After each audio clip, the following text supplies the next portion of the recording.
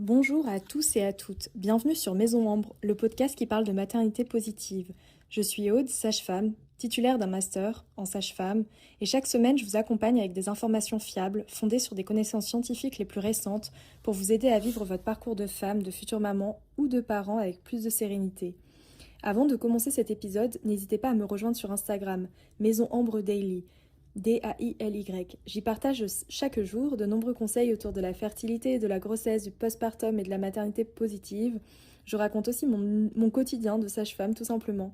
N'hésitez pas à venir me suivre ou m'envoyer un petit message, j'adore échanger avec vous.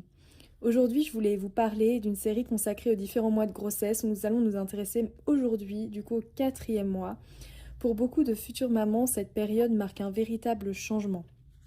En effet, les symptômes sont parfois difficiles à accepter du premier trimestre, mais ils commencent souvent à s'atténuer. Le ventre devient plus visible et la grossesse paraît soudain beaucoup plus réelle. C'est également une période extraordinaire pour le bébé qui grandit rapidement et dont les organes poursuivent leur maturation. Dans cet épisode, nous allons découvrir comment votre bébé se développe au cours du 4e mois, ce qui se passe dans votre corps, quels examens sont recommandés à cette période et quelles sont les principales recommandations nutritionnelles pour vivre cette étape dans les meilleures conditions. Alors installez-vous et c'est parti. Le 4e mois de grossesse correspond globalement aux semaines 13 à 16 de grossesse. À ce stade, votre bébé change énormément d'apparence. Sa tête devient progressivement moins disproportionnée par rapport au reste de son corps car celui-ci se développe désormais très rapidement. Les yeux et les oreilles sont maintenant bien positionnés, le visage est de plus en plus harmonieux et ressemble déjà à celui que vous allez découvrir à la naissance. Votre bébé est capable de cligner des yeux et effectue déjà des petits mouvements de succion qui lui serviront plus tard pour l'allaitement ou le biberon. Même si vous ne le sentez pas encore forcément, il bouge énormément. Il plie ses bras, étire ses jambes, ouvre et ferme ses mains, explore son environnement à l'intérieur de l'utérus. Une étape très importante est franchie durant ce 4e mois. Les organes se sont formés durant les premières semaines de grossesse et commencent progressivement à fonctionner. Les reins produisent de l'urine qui participe au renouvellement du liquide amniotique. Le système digestif poursuit sa maturation et les glandes du type digestif continuent leur développement. Le foie, les poumons et les autres organes poursuivent également leur croissance. Du côté du cerveau, le développement neurologique est extrêmement actif. Une structure appelée le cervelet, qui jouera un rôle essentiel dans la coordination des mouvements, poursuit sa maturation. Les os vont devenir de plus en plus distincts. Les futures articulations sont désormais présentes et le squelette poursuit sa minéralisation. Autrement dit, les os deviennent progressivement plus solides. À la fin du 4e mois, votre bébé mesure environ 14 cm de la tête aux fesses. Son poids augmente rapidement et sa croissance va continuer à s'accélérer au cours des mois suivants. C'est généralement entre la 16e et la 20e semaine que les futures mamans commencent à ressentir les premiers mouvements de leur bébé. Pour une première grossesse, cela arrive souvent un peu plus tard. Au début, les sensations sont discrètes. Certaines femmes parlent de petites bulles qui éclatent, d'un frémissement ou encore d'ailes de papillon dans le ventre. Puis, progressivement, les mouvements deviennent plus évidents. Pour beaucoup de parents, c'est l'un des moments les plus émouvants de la grossesse.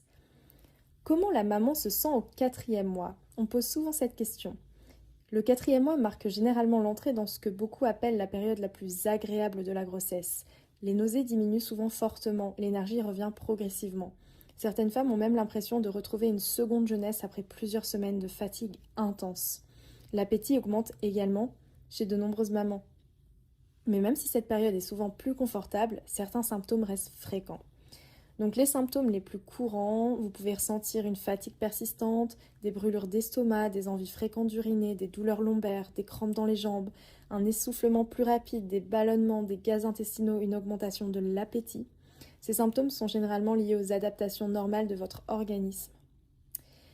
Au niveau de ce qui se passe dans votre corps, généralement, du coup, votre cœur va travailler davantage afin d'apporter suffisamment d'oxygène et de nutriments à votre bébé. Le volume sanguin va continuer d'augmenter. Votre débit cardiaque peut être jusqu'à 50% plus élevé qu'avant la grossesse. Parallèlement, votre tension artérielle atteint souvent son niveau le plus bas de toute la grossesse. C'est pourquoi certaines femmes peuvent ressentir des vertiges lorsqu'elles se lèvent trop rapidement. Pensez à vous hydrater régulièrement et à prendre votre temps lorsque vous changez de position. Les examens recommandés au 4e mois.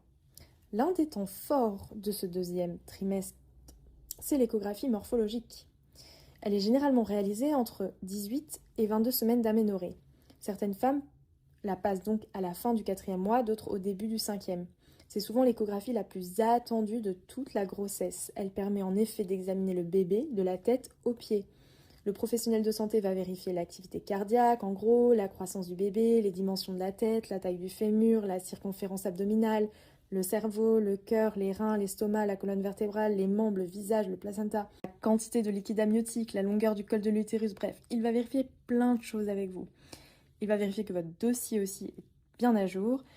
En gros, cette échographie permet de dépister de nombreuses anomalies structurelles et constitue une étape essentielle du suivi de la grossesse. C'est également souvent à cette occasion que vous découvrez le sexe du bébé si vous le souhaitez.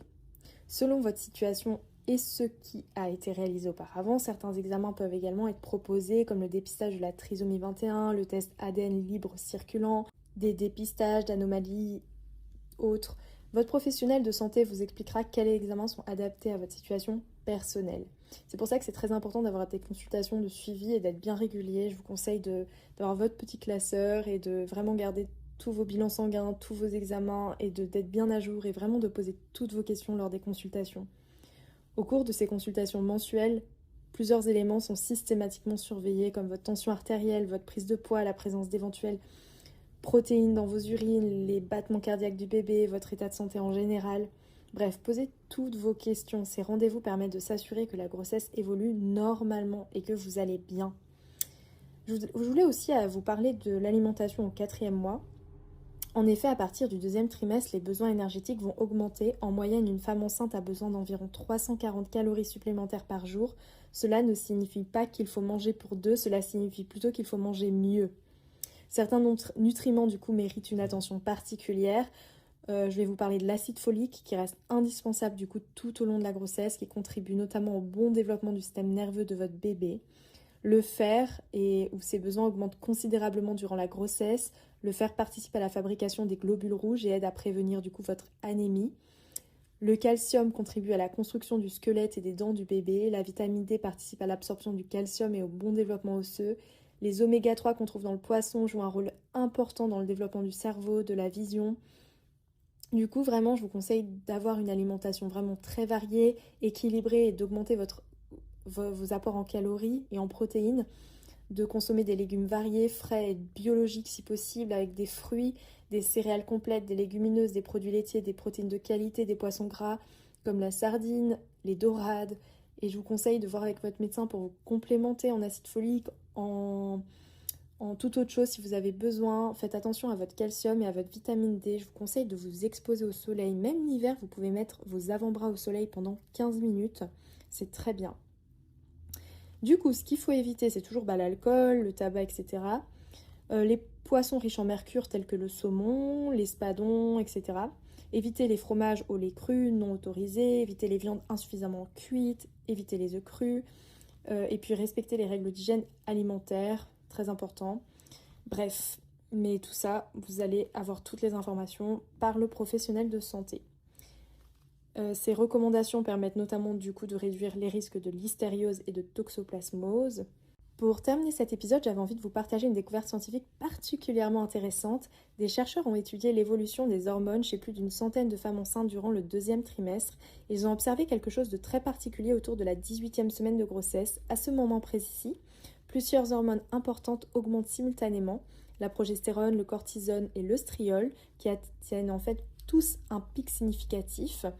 Du coup, pourquoi est-ce intéressant? Parce que cette période semble correspondre à une étape majeure du développement des glandes surrénales de votre bébé. Ces glandes sont des petites structures situées juste au-dessus des reins qui jouent un rôle essentiel dans la production hormonale. Cette découverte, du coup, va suggérer que la 18e semaine représente une véritable étape charnière dans la maturation de nombreux systèmes de l'organisme de votre bébé.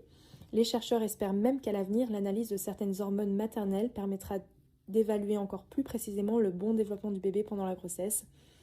Bref, le 4e mois est souvent vécu comme une période plus sereine. Votre bébé grandit rapidement, ses organes deviennent fonctionnels, son squelette se renforce et ses mouvements se multiplient. De votre côté, les nausées s'estompent généralement, l'énergie revient progressivement et le lien avec votre bébé commence à se construire de façon encore plus concrète. C'est aussi une période importante sur le plan médical avec la préparation de l'échographie morphologique et la poursuite du suivi de grossesse. Et aussi, on va commencer à s'intéresser à votre projet d'accouchement.